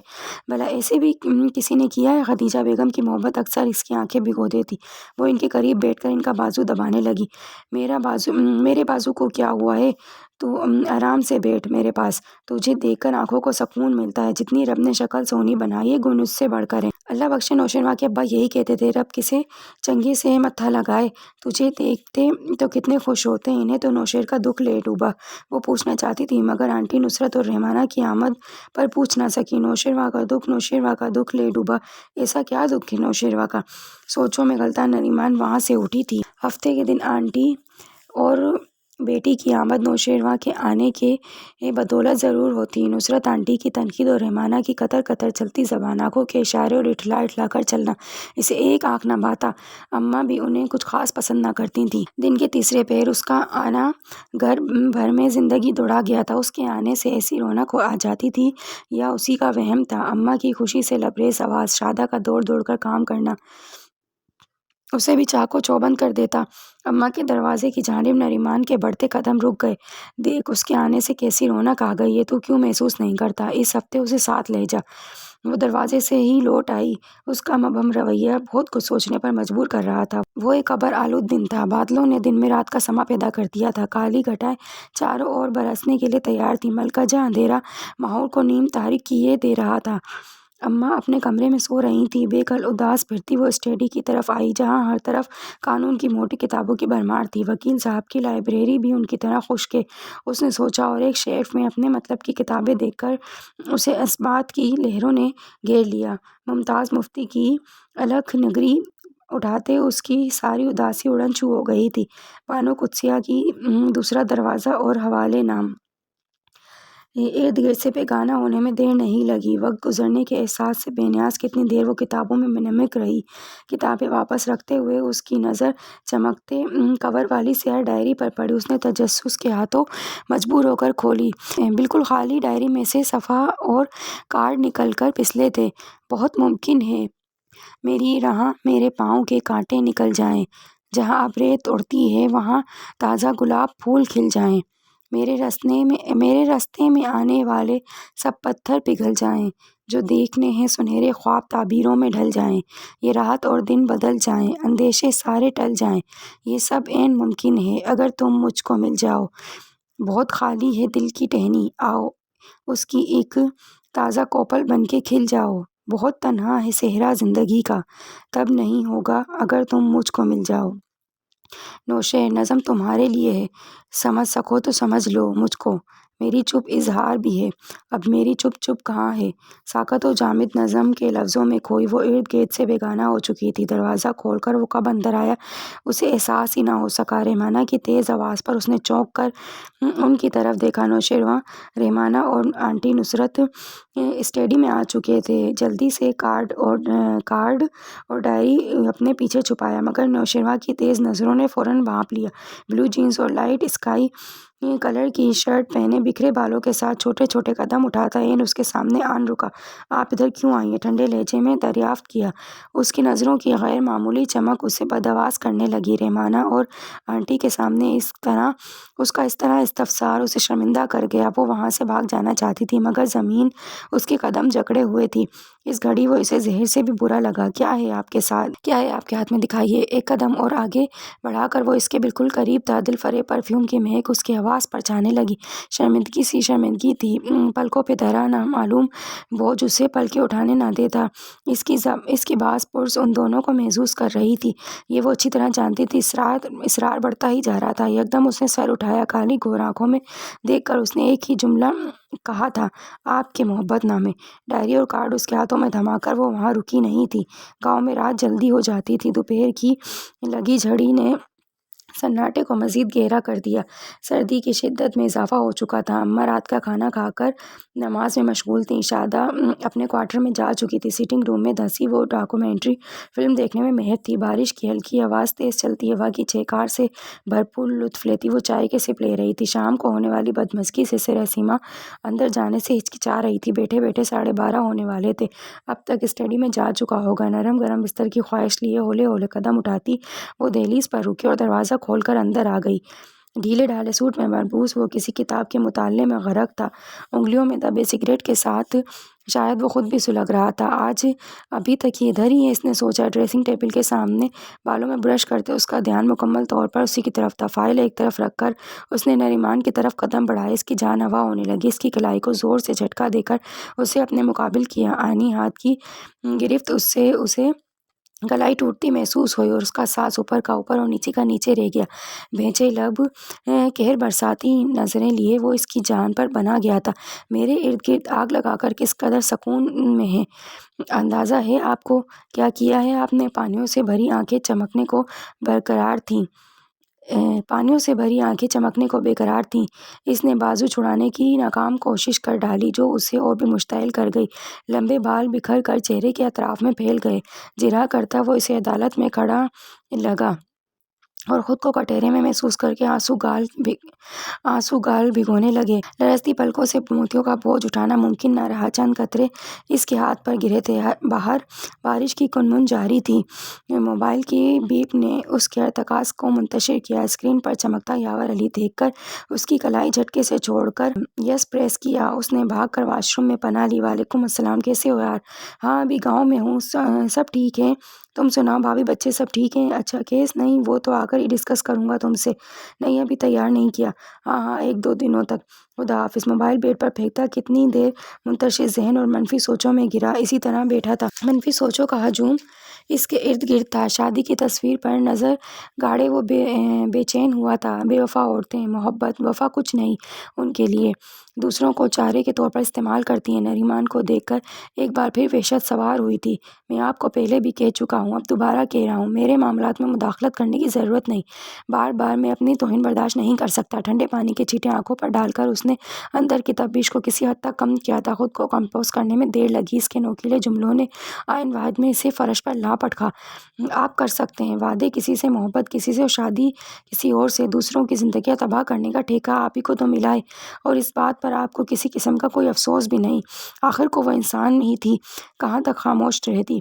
غصے سے بھینچے لب، کھلتی بند ہوتی مٹھیاں اس کے ضبط کی گواہ تھی۔ ماتھے کی رگ بار بار پھڑک رہی تھی۔ جارحانہ تیوروں سے اس کی جانب بڑھ کر یکدم اسے دیوار کی طرف دھکیلا تھا۔ Shut up, just shut up. اس کی دھاڑ سے وہ لرز ہی تو گئی تھی۔ اتنی اونچی آواز اس نے کہاں سنی تھی؟ زندگی کی تلخیاں اس جیسی حساس لڑکی کے لیے کچھ ایسی نئی نہ تھیں، مگر اپنی زندگی کا نیا آغاز اس نے ایسا کب سوچا تھا؟ دھڑ سے دروازہ بند کر کے وہ وہاں رکا نہیں تھا۔ اماں کی باتیں سنتے وہ ان کے سر میں تیل لگا رہی تھی۔ ہمارے محلے میں ایک عورت ہوا کرتی تھی، سب اسے مس خالہ کہتے تھے۔ بیوہ تھی، جوانی میں کسی اسکول میں پڑھاتی تھی، اس لیے لوگ بچوں کو اس کے پاس پڑھنے بھیج دیتے تھے۔ نازیہ نوشہر سے 2 سال بڑی ہے، یہ دونوں بھی مس خالہ کے پاس جاتے تھے۔ گرمیوں کی چھٹیاں ہوئیں، بیگ ان کے پاس ایک ہی تھا، دوسرا ابھی لے کر نہیں دیا تھا۔ دونوں اکٹھی کتابیں ڈال کر جاتے، بچپن کے واقعات سناتے۔ اماں کے چہرے پر بڑی خوبصورت مسکراہٹ تھی، جیسے منظر تازہ ہو گیا ہو۔ ایک دن کیا ہوا، آدھے راستے نوشہر نے بیگ اٹھایا۔ جب نازیہ کی باری آئی تو اس نے اٹھانے سے انکار کر دیا اور کتابیں نکال کر چلنے لگی۔ نوشہر نے بھی ایسا ہی کیا، بیگ پھینک کر اپنی کتابیں لے کر گھر آ گئے۔ میرے پوچھنے پر نوشہر نے ساری بات بتائی۔ شفاف موتی لڑیوں کی صورت آنکھوں سے رواں ہوئے تھے، وہ ہنس ہنس کر دوہری ہو رہی تھی۔ وہ اچانک وہاں آیا تھا، روتی ہنستی آنکھوں والی لڑکی۔ اسے بارش اور دھوپ چھاؤں کا منظر یاد دلا گئی۔ اس کی بے ریا ہنسی کتنی شفاف، سچی اور کھری تھی۔ اسے دیکھ کر وہ ایک دم خاموش ہو گئی۔ وہ بھی گڑبڑا کر سیدھا ہوا۔ رک کیوں گئے؟ بیٹا آؤ نا، اماں نے اسے آواز دی۔ نریمان کو تمہارے بچپن کے واقعات سنا رہی تھی۔ سر جھکائے خاموش بیٹھا وہ ماں کو سن رہا تھا۔ ٹاملی والی زمین کے پیسے بینک میں جمع کروا دیے ہیں، منشی جی کو سب سمجھا دیا ہے۔ اس کے ساتھ والی زمین پر سیم و تور بہت زیادہ ہو گیا ہے، فصل کے قابل تو اب رہی نہیں۔ میرے دوست کا مشورہ ہے اس پر فیکٹری لگائی جائے۔ میں بھی سوچ رہا ہوں، اس بارے میں آپ کا کیا خیال ہے؟ جیسا تم مناسب سمجھو، تمہیں ہی سب کچھ کرنا ہے۔ کل میں جا رہا ہوں، اگلے ہفتے شاید نہ آ سکوں۔ انہیں بتا کر اندر کا رخ کیا۔ نریمان تم بھی اپنی پیکنگ کر لینا، اب تم اس کے ساتھ ہی جاؤ گی۔ اماں کی آواز نے اس کے قدم جکڑ لیے۔ آگے بڑھتا وہ پیچھے مڑا تھا۔ اماں اگلے ہفتے؟ اس ہفتے تو بہت کام ہوگا۔ اس کی جھنجھلاہٹ عروج پر تھی، جسے نریمان اور اماں دونوں نے محسوس کیا۔ ہاں اماں، اگلے ہفتے چلیں گے، آپ بھی تو ساتھ چلیں گی نا؟ نریمان نے اس کے منہ کے بگڑتے زاویوں کی وجہ سے بات بنائی۔ نہیں، میں تو ابھی نہیں جا رہی، مگر تم اس کے ساتھ جاؤ گی۔ بہن جی، نریمان کی امی کا فون کئی بار آ چکا ہے، نازیہ بھی تم لوگوں کی دعوت کرنا چاہتی ہے۔ حتمی انداز میں بات ختم کر کے انہوں نے کمرے کا رخ کیا تھا۔ اس کی اٹھا پٹک اس کی بے چینی کی غماز تھی۔ بغیر اسے کچھ کہے اس نے بیگ میں کپڑے رکھے تھے۔ لاہور پہنچتے پہنچتے رات گہری ہو گئی تھی۔ گھر کے سامنے گاڑی روک کر وہ اس کے اترنے کا انتظار کرنے لگا۔ عثمان اسے زبردستی اندر لایا تھا۔ ان کے اصرار پر اسے کھانے پر رکنا پڑا۔ کھانے کے بعد اس نے اٹھنے کا ارادہ کیا تو ابا نے روک لیا۔ نہیں بیٹا، اتنی رات گئے آپ کا جانا مناسب نہیں ہے، یہ رات یہیں اسے گزارنی تھی۔ لائٹر کے شعلے پر نظریں گاڑے وہ ماضی کے دھندلکوں میں کھویا ہوا تھا۔ بہت اہم کیس کی تیاری کر کے رات وہ بہت دیر سے سویا تھا، مگر صبح دیر سے اٹھنے کے سبب سب کچھ غلط ہوتا چلا جا رہا تھا۔ ناشتہ کیے بغیر عجلت میں گاڑی نکالی۔ بند اشارے نے اسے کوفت میں مبتلا کر دیا۔ اشارہ کھلتے ہی اس نے گیئر بدلا اور گاڑی ہوا سے باتیں کرنے لگی۔ وہ اچانک دائیں موڑ سے سامنے آئی تھی۔ ٹکر زوردار تو نہ تھی، مگر بیگ اور فائلیں اس کے ہاتھ سے دور جا گریں۔ غلطی اس کی تھی یا نہیں، مگر وہ پریشان ضرور ہو گیا تھا۔ بیگ اور فائلیں اسے تھماتے وہ شرمندہ تھا۔ اندھے ہیں، گاڑی پہلی بار چلا رہے ہیں۔ خوشگمی نگاہوں سے گھورتی وہ سرتاپا سلگ رہی تھی۔ پیدل چلنے والوں کو آپ جیسے لوگ کیڑے مکوڑے سمجھتے ہیں۔ محترمہ، میں آپ سے سوری کر چکا ہوں، دوبارہ یہی کہوں گا، غلطی آپ کی بھی ہے۔ سڑک پار کرتے وقت آپ کو بھی دیکھنا چاہیے تھا۔ اس کے ٹھنڈے پرسکون مہذب لہجے نے اسے پرسکون کیا تھا۔ شکر خدا کا کوئی نقصان نہیں ہوا۔ آئیے میں آپ کو ڈراپ کر دوں۔ بہت شکریہ، میں خود چلی جاؤں گی، تنزیہ کہتی وہ چلنے لگی۔ سبھی چہرہ تپا تپا سا تھا۔ بالوں کی شریر لیٹے اس کے چہرے کا طواف کر رہی تھی۔ صنف مخالف میں اس کی دلچسپی کبھی نہ رہی تھی۔ بہت سی لڑکیوں نے اس کی طرف پیش قدمی کی تھی، مگر اس کی ریزرو طبیعت کی بدولت کسی کو بھی آگے بڑھنے کی ہمت نہ ہوئی تھی۔ اس لڑکی کے انداز پر کچھ دیر وہ وہیں کھڑا رہا۔ بیٹا، تم خوش تو ہو نا؟ کوئی چوتھی بار امی یہی سوال اس سے پوچھ رہی تھی اور اس نے مطمئن کرنے کی پوری کوشش کی تھی۔ میں بہت خوش ہوں۔ آپ کو نہیں لگتا امی اتنی اچھی ہیں؟ رابعہ اور نازیہ سے بھی بہت دوستی ہو گئی ہے۔ نوشیر کسی معاملے میں نہیں ٹوکتے، ہولے سے کہتے اس کا دل استہزائیہ اس پر ہنسا تھا۔ انہیں مطمئن کرتے دل نے کتنی دہائیاں دی تھی۔ اندر رواں تے اتو ہساں تے کسے نوں کی دساں کی مثل اس پر صادق آتی تھی۔ عمر عثمان اور ابا سے باتیں کرتے وقت گزرنے کا احساس ہی نہیں ہوا۔ وقت بہت زیادہ ہو گیا، سو جاؤ جا کر، امی کہہ کر اپنے کمرے میں جا چکی تھی۔ رات کے 2 بج رہے تھے۔ زیرو پاور بلب کی مدھم روشنی میں محو خواب تھا۔ بیڈ گراؤنڈ سے ٹیک لگائے اس نے اپنے کمرے پر نظر دوڑائی۔ بیڈ، الماری، بکرے، کرسیاں، سب کچھ ویسے کا ویسا تھا۔ بدل تو وہ گئی تھی، اس کی زندگی بدل گئی تھی۔ نوشیر کی سانسوں کی ہلکی آواز نے اسے اس کی طرف متوجہ کیا تھا۔ کشادہ پیشانی پر بکھرے بال، کھڑی ناک، بھرے بھرے ہونٹ، گندمی رنگت، مردانہ وجاہت کا نمونہ اس کے کتنے قریب اور کتنے فاصلے پر تھا۔ دل میں امڑتے عجیب احساسات سے گھبرا کر اس نے نگاہ پھیر لی۔ نوشیر کی آنکھ سسکیوں کی آواز پر کھلی۔ ذرا سا سر گھما کر اس نے بیڈ کے دوسرے کنارے کو دیکھا۔ کسی برے خواب کے زیر اثر اس کی آنکھوں سے آنسو روا تھے۔ چہرے پر دکھ، اذیت اور تکلیف کے تاثرات دیکھ کر اس نے بے اختیار ہی ہمدردی میں ہاتھ بڑھائے۔ کیا ہوا ہے؟ اس کے ہلکے سے ہلانے پر وہ روتی ہوئی اس سے لپٹ گئی۔ دھڑکنیں ہم آہنگ ہوئی تھیں۔ وہ یکدم ہوش میں آ کر اس سے الگ ہوئی۔ چہرہ خفت سے سرخ ہو چکا تھا۔ اس کے نازک مگر بھرپور سراپے نے اس کے دل میں ہلچل مچا دی تھی۔ جذبات کی پورش اور خیالات کی تپش سے گھبرا کر اس نے سگریٹ سلگایا اور اس کے بعد ساری رات آنکھوں میں کٹی۔ اپنی اضطراری اور بے اختیاری پر وہ کتنی دیر شرمندہ ہوتی رہی۔ خود کو سرزنش کرتے اس کی سوچوں میں وہ پرحدت احساس اور تحفظ در آیا تھا۔ نوشیر کی اس سے دوسری ملاقات بس اسٹاپ پر ہوئی تھی۔ اس کی گاڑی یاور کے پاس تھی اور وہ لوکل وین کے دھکے کھا رہا تھا۔ وہ اسے پہلی نظر میں ہی پہچان چکا تھا۔ وہ بھی اسے پہچان چکی تھی اور اسے اسٹاپ پر کھڑے دیکھ کر حیران ہو رہی تھی۔ اوہ، اب سمجھی، مانگے کی گاڑی تھی، اس لیے چلانی بھی نہیں آ رہی تھی۔ اس کی کیا سرائیوں نے اسے زیر لب مسکرانے پر مجبور کیا۔ ہاں، ایسا ہی تھا۔ وہ بھی شرارت پر آمادہ تھا۔ کرتے کیا ہیں آپ؟ وکالت کس کی؟ ایک دم شرارتی مسکراہٹ لیے شرارتی لہجے میں اسے چھیڑ گئی۔ آپ جیسے لوگوں کی برجستگی اس کی فطرت تو نہ تھی، مگر اس لڑکی کو چھیڑنے میں اسے مزہ آنے لگا۔ اس کے جواب نے اسے ہنسا دیا تھا۔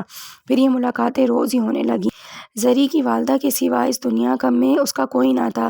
کسی دفتر میں کام کرتی تھی۔ زری سے شادی کا فیصلہ سراسر اس کا اپنا تھا، جس پر کسی نے اختلاف نہ کیا۔ کچھ ہی مہینوں بعد وہ اس کی زندگی میں بہار بن کر آئی تھی، مگر بہار کے تعاقب میں خزاں اس سے کتنی قریب تھی اسے علم نہ تھا۔ کتنے دنوں بعد وہ اہتمام سے تیار ہوئی تھی۔ بلیک ستاروں اور سرخ آنچل سے مزین ساڑی اس کے بھرپور مگر نازک سراپے پر بہت جچ رہی تھی۔ کتنی بار نازیہ فون کر کے اسے ساڑی پہن کر آنے کو کہہ چکی تھی۔ اسے یہ پہناوا ہمیشہ ہی بے اعتماد کر دیتا، مگر مجبوری تھی۔ نوشیروان اسے تیار ہونے کا کہہ کر ابھی تک نہ آیا تھا۔ ٹہل ٹہل کر ٹانگیں شل ہو چکی تھی۔ نازک سینڈل اس کے دودھیا پاؤں میں خوبصورت لگ رہے تھے۔ لمبے بالوں کا جوڑا بنائے عام دنوں سے مختلف لگ رہی تھی۔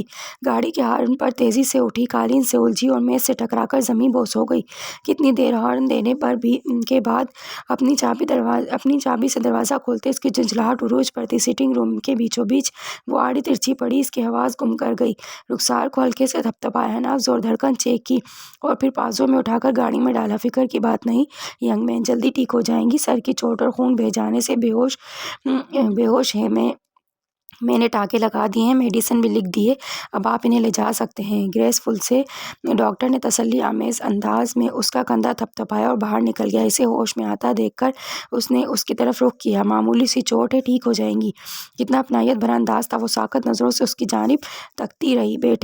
بیٹھتے ہی ایک ٹیس سی یہاں سے وہاں تک گئی تھی، حوصلہ کر کے اٹھنے کو تھی کہ چکرا کر گرنے لگی۔ جب تیزی سے اس نے سہارا دیا، ساڑی کا پلو سلیقے سے کندھوں پر پھیلاتا وہ اس کے کتنے قریب تھا، ایک ہاتھ کمر اور ایک کندھے پر رکھے وہ اسے گاڑی تک لایا۔ ٹی وی لاؤنج کا صوفہ اس کا ہمدم، ہمدرد اور غم خوار، اپنی بائیں پھیلائے اس کا منتظر تھا۔ صوفے پر لیٹ کر اس نے آنکھیں موندیں۔ اندر چلیں بیڈ پر، نرم آواز میں اسے مخاطب کرتا وہ اس کے قریب ہی تھا۔ نہیں، مجھے یہیں لیٹنا ہے، میں کہہ رہا ہوں نا، اندر چل کر لیٹیں، آڑا ترچھا لیٹنے سے ٹانکے کھل جائیں گے۔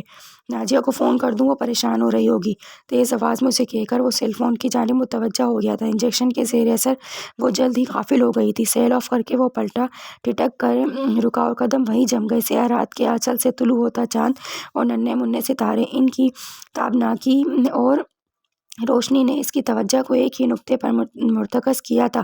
اس کے جاذب نقوش نے کتنی دیر اسے وہاں سے ہٹنے نہ دیا۔ ایک بازو سر کے نیچے رکھے وہ نیند میں بھی اذیت میں تھی، نرمی سے اسے بازوؤں میں اٹھا کر بیڈ تک لایا۔ اس کی ہٹ درمی اسے تپا گئی تھی۔ زوردار کھٹکا اسے نیند سے بیدار کرنے کا موجب بنا۔ لیٹے لیٹے اس نے اسے وارڈروب میں گھسے دیکھا۔ اپنا آپ بیڈ پر دیکھ کر وہ متحیر ہوئی تھی۔ ساتھ ہی رات کے واقعات ایک فلم کی طرح اس کے دماغ کی اسکرین پر چلنے لگے۔ نازیہ نے اگلا سارا دن اس کے پاس ہی بتایا تھا۔ خبردار جھوٹنے کی کوشش کی، دیکھو چہرہ کتنا پیلا ہو رہا ہے۔ بیجی کو بھی بتایا نہیں، ورنہ وہ بھی یہاں ہوتی۔ تھوڑی سی تو چوٹ ہے، انہیں پریشان کرنے کی ضرورت نہیں۔ ہاں، میں بھی یہی سوچ رہی تھی، وہ پریشان بہت جلد ہو جاتی ہیں۔ نازیہ نے پرسوچ انداز میں اس کی طرف دیکھا تھا۔ یہ کامران سکندر کون ہے؟ تیز لہجے میں کیا گیا سوال اسے سراسیمہ کرنے لگا۔ دولہا بنا وہ عام دنوں سے کتنا مختلف لگ رہا تھا، مگر اس کے چہرے کے تاثرات اسے خوفزدہ کر رہے تھے۔ جذبات کو برانگیختہ کرنے والی حرارت سرے سے مفقود تھی۔ سارے ارمان، جذبات، احساسات بے قراریاں کہیں جا سوئی تھیں۔ نوشیر کو اگر کچھ یاد تھا تو نوید کے وہ لفظ، یار بھابی کی شکل میرے کلیگ کی وائف سے بہت ملتی ہے، شاید بھابی کی بہن ہو، مگر مجھے یاد آتا ہے ان کا نام بھی یہی تھا۔ اب تو ہمارے ڈپارٹمنٹ سے ٹرانسفر ہو کر جا چکے ہیں، مگر میں ان کی شادی میں شرکت بھی کی تھی اور ان کی دعوت بھی۔ خار مغیلہ کی طرح زری کا سانس سینے میں اٹکنے لگا۔ اسے معلوم نہ تھا امتحان کی گھڑی اتنی جلدی آ جائے گی۔ میں کامران سکندر کو نہیں جانتی۔ اس کی زبان کی لڑکھڑاہٹ اور چہرے پر کھٹری زردی ایک زیرک وکیل سے چھپی نہ رہی تھی۔ میری اس سے ابھی ملاقات ہوئی ہے۔ تیر تو اس نے اندھیرے میں ہی چھوڑا تھا، مگر لگا وہ عین نشانے پر تھا۔ کیا بوکھلا کر کھڑی ہوتی، شاید وہ حواس میں نہ تھی۔ اب وہ کیا کرنے آیا ہے؟ مجھے تو زبان سے نکلے نوکیلے لفظ پتھر کی طرح لگے اور اسے لہولہان کر گئے۔ اس کی عزت کا جنازہ سرے راہ ہی نکلا تھا۔ سر تھام کر وہ بیٹھتا چلا گیا۔ اس کی آہستہ دھیمی آواز شاید کسی کنویں سے آ رہی تھی۔ وہ میرا ماموں زادے، ہماری پسند کی شادی ہوئی تھی، غصے میں ایک دن اس نے مجھے طلاق دے دی۔ اس کی حالت دیوانوں جیسی تھی، وہ مجھ سے دوبارہ نکاح کرنا چاہتا تھا۔ ایک مولانا نے ایک طریقہ حلالہ بتایا جس کے لیے میں بالکل تیار نہ تھی، مگر ہماری چھوٹی بچی آپ سے ملاقات شعوری کوشش نہ تھی، مگر کامران کا بڑھتا اصرار اور ندا کی بگڑتی حالت۔ پھر میں نے کئی بار آپ کو بتانے کی کوشش بھی کی، مگر کامران کا کہنا تھا کچھ دنوں بعد آپ سے طلاق لے کر دوبارہ اٹ از انف۔ اپنا سر دونوں ہاتھوں میں تھامے وہ شدید صدمے میں تھا۔ ایک بچی کی ماں، حلالہ شادی، طلاق، اس کا دماغ سوچ سوچ کر شل ہو رہا تھا۔ در و دیوار خود پر ہنستے محسوس ہو رہے تھے۔ اس نے پھولوں کی لڑیاں پھینکی، ڈریسنگ کا شیشہ کرچی کرچی کر دیا۔ ایک آگ تھی جو اسے سلگا رہی تھی، تڑپا رہی تھی، جلا رہی تھی۔ فریبی عورت، تم نے مجھے چارے کے طور پر استعمال کیا۔ کیا بگاڑا تھا میں نے تمہارا؟ اپنے مفاد کی خاطر کتنے لوگوں کو دھوکہ دیا تم نے۔ میں چاہوں تو تمہارے ڈرامے کا اینڈ اپنی مرضی کا کر سکتا ہوں، تمہیں ساری عمر سولی پر لٹکائے رکھوں، لیکن میں تمہاری شکل بھی دیکھنا نہیں چاہتا۔ اسی وقت دفع ہو جاؤ میری نظروں کے سامنے سے۔ اسے طلاق دے کر وہ ڈھیس آ گیا۔ ارمانوں بھری رات ماتم کدہ بن گئی۔ اس کی زندگی کو اس نے فلم بنا ڈالا تھا۔ اسے مہمانوں سے بھرا گھر یاد نہ رہا، نہ لوگوں کی چہمگوئیاں اور نہ اگلے دن کا ولیمہ۔ اسی رات وہ لاہور آ گیا تھا۔ بیٹے کی بربادی، مہمانوں سے بھرا گھر اور لوگوں کی کاٹ دار زبانیں رب نواز کی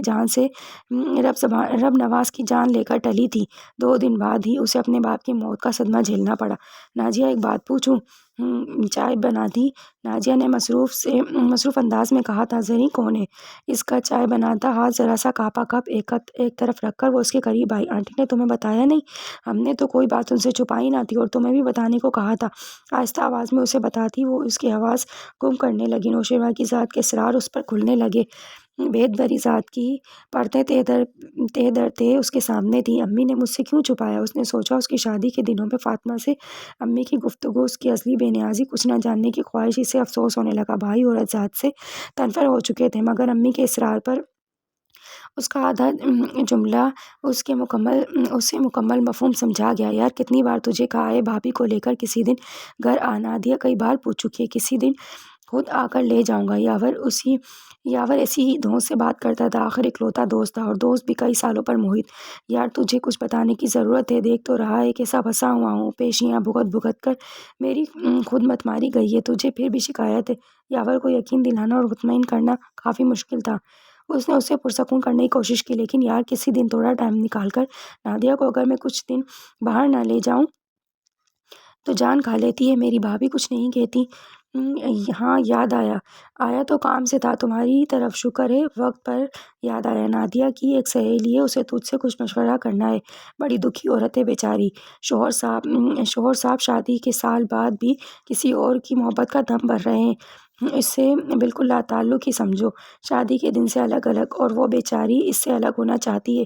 کسی دن لاؤں گا تمہارے پاس۔ سب کچھ بتا کر اس نے اس کی طرف دیکھا، جو سوچوں خیالوں میں کھویا اس سے بے نیاز لگ رہا تھا۔ تم سن رہے ہو نا میری بات؟ ہاں سن رہا ہوں۔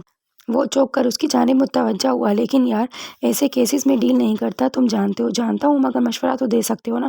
اس کے لیے بہت سی سوچوں کے دروا کر کے وہ وہاں سے اٹھا تھا۔ لائٹر جلاتے بجھاتے اس کا رویہ بے چینی کا غماز تھا۔ نریمان کئی بار اسے دیکھ آئی تھی، مگر اسے احساس ہی نہ ہو سکا۔ سٹنگ روم میں بیٹھا وہ مسلسل کئی گھنٹوں سے ایک ہی نکتے پر سوچ رہا تھا۔ کچن میں چائے بناتے وہ اس کی غائب دماغی محسوس کر چکی تھی، اس سے ہمدردی بھی محسوس ہو رہی تھی۔ ساری بات کھلنے پر کئی پردے اس کے سامنے سے سرکے تھے۔ دھوکہ اس کی ایمان کو متزلزل کر چکا تھا۔ اب اسے اس کے اعتماد کو بحال کرنا تھا، یہ اعتبار بنانا تھا خود پر۔ چائے لے لے۔ ہاتھ میں تھاما کپ اس کی جانب بڑھایا، جس نے اسے تھام لیا۔ خود کچن میں بیٹھ کر اس نے چائے ختم کی، باقی کام نپٹاتے وہ مسلسل اس کی نگاہوں کے حصار میں تھی۔ اس کی نگاہوں کی تپش اسے پزل کر رہی تھی۔ نظریں اس پر ٹکائے وہ صوفے پر نیم دراز چوٹی سے نکلی آوارہ لٹیں، سنتلی رخسار، سر و قد گنہری پلکیں اور خوبصورت خم والے ہونٹ، کچھ بھی نظر انداز کرنے والا نہ تھا۔ اس جیسا حقیقت پسند مرد بھی حقیقت سے نظریں چرائے منزل کے راستے تلاش کر رہا تھا۔ منزل تو اس کے بالکل سامنے تھی، مگر انا نے ہاتھ روک رکھے تھے۔ یاور اس کے لیے سوچوں کے دروا کر گیا تھا۔ بھائی مجھے آپ سے بات کرنی ہے۔ نازیہ بہت دنوں بعد آئی تھی۔ نریمان کچن میں مصروف تھی، اس لیے وہ اس کے پاس بیٹھ گئی۔ سوالیہ انداز میں اس کی طرف دیکھا تھا۔ وہ پوری طرح اس کی طرف متوجہ ہو چکا تھا۔ ایک عورت کو دیکھ کر آپ نے سب عورتوں کو اس کیٹیگری میں سمجھ لیا۔ سب لوگ ایک جیسے ہوتے ہیں نہیں نا؟ جب سب لوگ ایک جیسے نہیں تو عورتیں ایک جیسی کیسے ہوں؟ رابعہ اماں ہم بھی تو عورتیں ہیں۔ آپ تو دوسروں کو مشورے دیتے ہیں، مسائل سمجھاتے ہیں۔ میری سمجھ آپ سے تھوڑی صحیح، مگر حقیقت آپ کے سامنے۔ کتنے مہینے ہوئے اسے یہاں آئے ہوئے، آپ سے وابستہ ہوئے، اس نے کبھی شکایت نہیں کی۔ آپ کا رویہ سب کے سامنے ہے۔ آپ انتقام کس سے لے رہے ہیں؟ اس سے جو آپ کے ماضی کے بارے میں جانتی تک نہیں۔ آپ کے ناروا سلوک کے باوجود ایک سلوٹ اس کی پیشانی پر نہیں آئی۔ دوسروں کو انصاف دلاتے دلاتے کیا خود اس سے بری ہو گئے ہیں؟ اس گناہ کی سزا دے رہے ہیں جو اس نے کیا ہی نہیں۔ اس کی صاف گوئی نے بہت سے پردے اٹھائے تھے۔ منظر یہاں سے وہاں تک روشن ہوا تھا۔ ایک فیصلہ کر کے وہ مطمئن ہو گیا۔ اسے کالج جاتے کئی دن ہو گئے تھے۔ کالج سے آ کر اماں سے باتیں اور اگلے دن کی تیاری سے مصروف رکھتی۔ اماں سے باتیں کرتے کچن کا پھیلاوا سمیٹتے کافی دیر ہو گئی تھی، مگر کمرے میں اسے براجمان دیکھ کر بے چینی اور گھبراہٹ ہونے لگی۔ اب تک تو اسے اسٹڈی میں چلے جانا چاہیے تھا، لیکن موٹی کتاب میں غرق وہ ارد گرد سے بے نیاز سا اس کے اٹھنے کا انتظار کرتے کرتے وہ صوفے پر بیٹھ گئی۔ نوشیر کے ہونٹوں پر موجود مسکراہٹ اسے سلگا گئی۔ وہ دروازے کی جانب بڑھی، جب اس کی آواز نے قدم روک دیا۔ مجھے آپ سے کچھ کہنا ہے، لیکن مجھے کچھ نہیں سننا۔ لیکن مجھے تو ضرور سنانا ہے۔ وہ اس کے شانوں پر ہاتھ دھرے دھیرے سے اسے صوفے تک لایا۔ وہ ابھی تک اس کی مسکراہٹ اور نرم آواز کے سحر سے آزاد نہ ہو سکی تھی۔ آپ کی یہ لگاوٹ مجھے زہر لگ رہی ہے۔ جب دل چاہا دھتکار دے، اور جب دل چاہا جس بات کی شدت سے وہ جملہ مکمل نہ کر سکی تھی۔ اتنے آنسو نہ جانے کہاں سے آ گئے تھے۔ وہ کمزوری دکھانا نہیں چاہتی تھی، مگر آنکھیں اس کا پردہ رکھنے سے انکاری تھیں۔ بھاگ کر دروازہ کھولا اور باہر نکل گئی۔ وہ ٹھنڈی سانس بھر کر رہ گیا۔ ریمانہ کی ہنسی وہ کچن میں بھی سن رہی تھی۔ آج اس کی چہکار ہی نرالی تھی۔ بڑے دنوں بعد نوشیر سے ملاقات جو ہوئی تھی۔ اتنے دنوں بعد آئے ہیں یہاں، کوئی کتنا اداس ہوتا ہے آپ کو کیا پتہ؟ اٹلا اٹلا کر نوشیر سے شکوہ کرتی وہ اسے تپا گئی تھی۔ اب کہ اس کی ہنسی میں نوشیر کا کیکا بھی شامل ہو گیا تھا۔ چائے اس کے سامنے پٹک کر وہ برآمدے میں کرسی پر بیٹھ گئی۔ کیسے کیکے لگ رہے ہیں میرے سامنے تو ہر وقت مرچ کی تصویر بنے رہتے ہیں۔ اس کا روٹھا روٹھا انداز دیکھ کر اسے تپانے میں اسے اور بھی مزہ آنے لگا۔ اماں سویرے سے ساتھ والے گاؤں گئی ہوئی تھی کسی کے گھر تعزیت کرنے، بڑی مشکل سے ہی بلا ٹلی۔ وہ بھی اٹھ کر اندر آ گئی۔ نوشیر کتنی دیر ریمانہ اور اس کا موازنہ کرتا رہا تھا۔ باحیا پاک باز عورت کا کردار اس کی گواہی ہوتا ہے۔ کوئی رشتہ نہ ہوتے ہوئے بھی ریمانہ کیسے اس کے آگے پیچھے پھرا کرتی، اور وہ جو اس کی شرعی و قانونی بیوی تھی، اس نے حق رکھتے ہوئے بھی کبھی اسے سمجھانے کی کوشش نہ کی تھی۔ بیٹے رابعہ کی نند کی شادی ہے اسلام آباد میں، تم دونوں کو بہت اصرار کر کے بلایا ہے۔ مجھ سے تو اتنا سفر ہوتا نہیں، نریمان کو لے کر تم چلے جاؤ۔ پھر شادی کے بعد تم دونوں کہیں نکلے بھی تو نہیں ہو۔ اماں کی طبیعت کچھ خراب تھی، اس نے اماں کے نہ کرنے کے باوجود بستر ان کے کمرے میں لگا لیا تھا۔ اب اتنی بھی بیمار نہیں ہوں کہ تم میری پٹی سے لگی رہو، لیکن وہ مان کر ہی نہ دی۔ اماں کے مجبور کرنے پر ہی وہ اس کے ساتھ اسلام آباد آنے پر آمادہ ہوئی۔ رات کی خاموشی اور اس کی نظروں کی گستاخیاں اسے زد کر رہی تھیں، جب اچانک کسی گاڑی کے ٹائر قریب چرچرائے۔ گاڑی ان کا راستہ روکے کھڑی تھی۔ وکیل صاحب، کتنی بار آپ کو سمجھانے کی کوشش کی ہے ہمارے پھڈے میں ٹانگ نہ اڑائیں، مگر آپ کو خدائی فوجدار بننے کی کچھ عادت سی ہو گئی ہے نا؟ ہماری بات مان لیتے تو نفع ہی نفع، لیکن خیر کب چھڑوا رہے ہیں رشید ٹنڈے کو آپ؟ کبھی نہیں۔ وہ جو کوئی بھی تھا ہاتھ میں پستول لیے نوشیروہ کو دمکا رہا تھا۔ یار بابو، ترس نہیں آتا تجھے اپنی بیوی پر؟ اتنی سی عمر میں بیوہ ہوتی بھلا اچھی لگے گی؟ خباثت سے اس کی طرف دیکھتا وہ نوشیروہ کی کنپٹیاں سلگا گیا تھا۔ نوشیر کی پشت سے لگی وہ تھر تھر کانپ رہی تھی۔ بغلی ہولسٹر سے پستول نکالتے نوشیر نے یکدم ہی فیصلہ کیا تھا۔ چوکنا بدمعاش بھی اس کے ہاتھ کی حرکت دیکھ چکا تھا۔ فائر ہوا۔ وہ یکدم آگے آئی تھی، مگر نوشیر اسے اور خود کو بڑی پھرتی سے بچا گیا۔ موٹر وے پولیس کی گاڑی کا سائرن کہیں قریب ہی سنائی دیا تھا۔ انہوں نے بھاگنے میں ہی دیر نہیں لگائی۔ اس سے لپٹی ہوئی گولیوں کی زد میں تھی۔ کون تھے یہ لوگ؟ تھے کچھ کرم فرما۔ آپ نے ایسا کیا کیا ہے؟ کانپتے ہوئے وہ سوال پر سوال کیے جا رہے۔ رشید نے قتل کیا ہے، اس کے خلاف کیس بہت مضبوط ہے، یہ لوگ اسے چھڑوانا چاہتے ہیں، بہت خطرناک تھے یہ لوگ۔ ہاں، لیکن حق بات کرنے کے لیے کسی سے ڈرنے کی ضرورت نہیں۔ تھوڑی دیر پہلے کے واقعے کا اس پر کوئی اثر دکھائی نہ دیتا۔ پرسکون لہجہ، مسکراتی آنکھیں اس سے حشاش بشاش ظاہر کر رہے تھے۔ ویسے میں ان کا شکریہ ادا کرنا تو بھول ہی گیا۔ اس نے نہ سمجھ آنے والے انداز میں اس کی طرف دیکھا۔ بھائی رشیدے کے حواریوں کا اگر وہ نہ آتے تو مجھے کیسے علم ہوتا کہ مسز نوشیروہ تو اپنی جان کا نذرانہ بھی دے سکتی ہیں؟ کیسے جان کی پرواہ کیے بغیر فوراً سامنے آئی تھی؟ دور دور بھاگنا بھی بس دکھاوے ہی کا ہے، ورنہ تمہاری جگہ تو یہیں ہے نا؟ اس نے اپنے کشادہ سینے کی طرف اشارہ کیا تھا۔ اس نے جھپ کر نظریں جھکا لی۔ ویسے تو تم نہ قریب آتی ہو نہ آنے دیتی ہو، قریب آؤ تو دور بھاگتی ہو۔ ایسے کچھ واقعات ہوتے رہنے چاہیے تاکہ دو دل ایک لے پر دھڑکتے رہیں۔ اس کے اس بے باک انداز نے اسے کانوں کی لوؤں تک سرخ کر دیا تھا۔ دوپٹے کو انگلی پر لپیٹتی مروڑتی وہ باہر اندھیرے مناظر پر نگاہیں جمائے بیٹھی تھی۔ گاڑی میں اس کی گمبھیر سنجیدہ آواز ابھری۔ جب مشکلیں اور تکلیفیں آتی ہیں تو ان کا چھوٹا سا دھبا آپ کی زندگی پر اثر انداز ہوتا ہے، لیکن ہم وہ دھبا پھیلا کر اتنا وسیع کر لیتے ہیں کہ وہ ہمارے اختیار میں نہیں رہتا۔ پھر وہی دھبا ہمارا حکمران ہوتا ہے، ہم پر بادشاہی کرتا ہے۔ کائنات کا سارا حسن و جمال، طاقت، نزاکت، حسن اس دھبے کے پیچھے کہیں گم ہو جاتا ہے۔ ایک ایسا ہی سیاہ دھبا میری زندگی کے کینوس کے رنگ اڑا لے گیا، لیکن شکر ہے کہ میں نے اس کینوس پر دوبارہ رنگ بھرنے کی کوشش شروع کر دی ہے۔ اس دھبے کو چھوڑ کر کینوس کا باقی حصہ اپنے سامنے کیا ہے، جہاں میں اپنی مرضی سے رنگ بھر سکتا ہوں۔ کیا تم رنگ بھرنے میں میرا ساتھ دو گی؟ بڑی خوبصورتی سے اس نے کچھ نہ کہتے ہوئے بھی سب کچھ کہہ دیا تھا۔ اب منتظر نگاہیں اس کے چہرے پر تھی۔ اس نے ہاتھ بڑھایا۔ نریمان نے ہاتھ تھامنے میں دیر نہیں کی۔ رات اگرچہ گہری سیاہ تھی، مگر دن اتنا ہی روشن ہوگا وہ جانتی تھی۔ تو یہ تھا آج کا خوبصورت سا ناول۔ مجھے امید ہے کہ آپ لوگوں کو ضرور پسند آئے گا۔ پلیز ناول کو ضرور سنیے گا پورا، اور میرے چینل کو سبسکرائب کر دیجیے گا، اور اپنی کمنٹس میں رائے ضرور دیجیے گا کہ آپ لوگوں کو یہ ناول کیسا لگا۔